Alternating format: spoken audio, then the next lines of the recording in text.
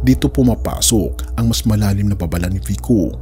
Hindi lang kontraktor ang posibleng sangkot, may mga senador, kongresista at DPWH officials din na pwedeng nahatak. Pero bakit nga ba delikado ito? Grabe, Vico Sotto, binasag na ang katahimikan. Binulgar na ang lahat ng nalalaman. Naggrabe, hindi ko akalain na ganito ito kasama at kalalim.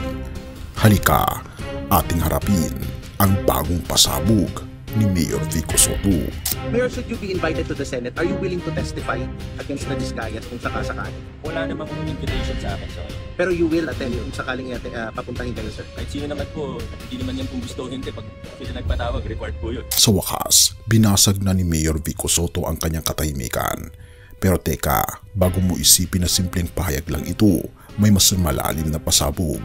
Kaya kung iniisip mong tapusin agad ang panonood, huwag mo na, dahil ang bawat detalyeng isisiwalat niya ay tila piraso ng puzzle na konektado sa mas malaking kwento. We will be submitting our interim report and recommendation to the Office of the Ombudsman on the alleged involvement of several incumbent and former members of the House of Representatives and the Senate in obtaining bribes or unwarranted monetary benefits from flood control project contractors. Hindi ako handa, pero sabi mismo ni Mayor Vico, hindi ako nag-prepare ng statement pero handa akong sagutin ang kaya kong sagutin. Ibig sabihin, kahit wala siyang script, alam niyang may bigat ang kanyang sasabihin. Pero bakit siyang pumayag magsalita kung alam niyang babangga ito sa malalaking pangalan? Dahil ayon sa kanya, mas mahalaga ang katotohanan kaysa sa katahimikan.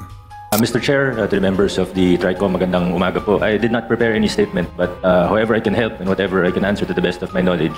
Diskaya at ang siyam na mukha? Grabe! Narinig mo na ba ang tungkol sa siyam na kumpanyang konektado sa mag-asawang Diskaya? Grabe, ayon kay Vico, halos lahat ay base sa Pasig.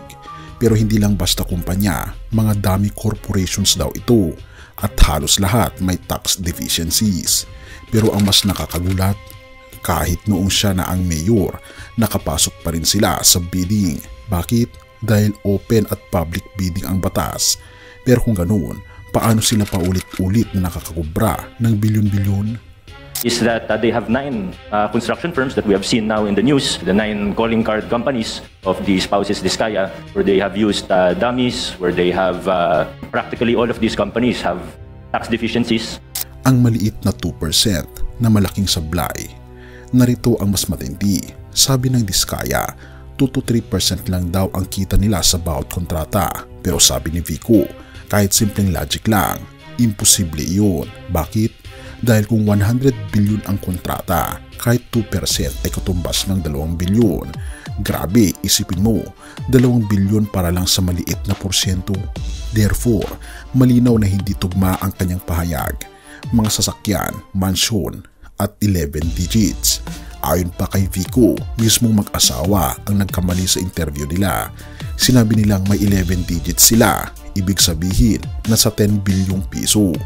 Pero paano nila sasabihing maliit ang kita kung sa lifestyle pa lang nila obvious na hindi ito tugma? Grabe, isang jade pa lang sa kanilang opisina halos 100 million na. Therefore, sino ang maloloko nila? Sabi po nila, pinagyayabang nila, 11 digits. Sabi ni Ma'am si Sarah, 11 digits ang assets nila. Kaya nilang magsinungaling nang walang kumikindat na mata. Dito pumapasok ang mas malalim na babala ni Vico. Hindi lang kontraktor ang posibleng sangkot, may mga senador, kongresista at DPWH officials din na pwedeng nahatak. Pero bakit nga ba delikado ito? Dahil sabi niya, kaya nilang magsinungaling ng walang kurap. Therefore, kung hindi magiging maingat ang lahat, baka malusutan muli ng mga Diskaya ang sistema.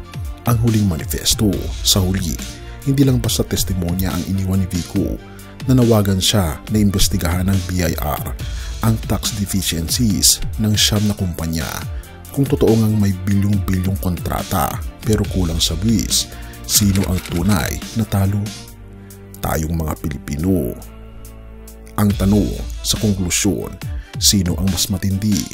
Grabe, malinaw na hindi simpleng kwento ng bidding ito, kaibigan. Ito ay kwento ng yaman, impluwensya at kasinungalingang kayang takpan ang mata ng publiko. Pero dahil nagsalita si Vico Sotto, lumilinaw ang larawan. At ngayon, nasa kamay na ng mga nasa kapangyarihan kung lalaban sila para sa katotohanan o pipikit na lang. Grabe, habang iniisa-isa natin ang mga bilyong nawawala at mga kasinungalingang inuulit-ulit, mapapaisip ka, sino ba talaga ang pwede nating pagkatiwalaan? Dahil kung sa mundong ito, may mga taong kayang magsinungaling ng walang kurap, pero may isa na hindi kailanman nagsisinungaling, kaibigan. Nasa gitna ng kaguluhan at ingay ng politika, mayroon pa ring tunay na ilaw na hindi kailanman magdidilim. 1:14 verse 6, Ako ang daan, ang katotohanan at ang buhay, walang makakapunta sa Ama kundi sa pamamagitan ko. Kung kaya nilang itago ang bilyon, kung kaya nilang balugutin ang numero, ang ating Panginoon Jesus lang ang katotohanan hindi pwedeng itago. Grabe, lahat ng lihim ng tao mailalantad din sa harap niya. Kaya habang nadadala tayo sa mga eksena ng mga kontraktor, senador at opisyal, tandaan natin may huling araw na darating at wala nang lusot, wala nang dami, wala nang cover-up. Doon ang ating Panginoon Jesus mismo ang magiging hukom. Pero ang maganda, siya rin ang tagapagligtas. Kaya kaibigan, kung talagang gusto mong kumapit sa katotohanan, hindi ito makikita sa pera o posisyon. Makikita ito sa pagtanggap sa ating Panginoon Jesus na siyang daan, katotohanan at ang buhay. Purihin ang ating Panginoong Diyos at tayo manalangin. Ama naming Diyos na makapangyarihan sa lahat, tunay nga po Panginoon na wala ng ibang daan patungo sa katotohanan at ang buhay kundi sa aming Panginoon Jesus lamang. Tulungan niyo po kami Panginoon na isegue parati ang aming mga atensyon sa magulong mundong ito patungo sa kalulatian lamang ng aming Panginoon Kristo.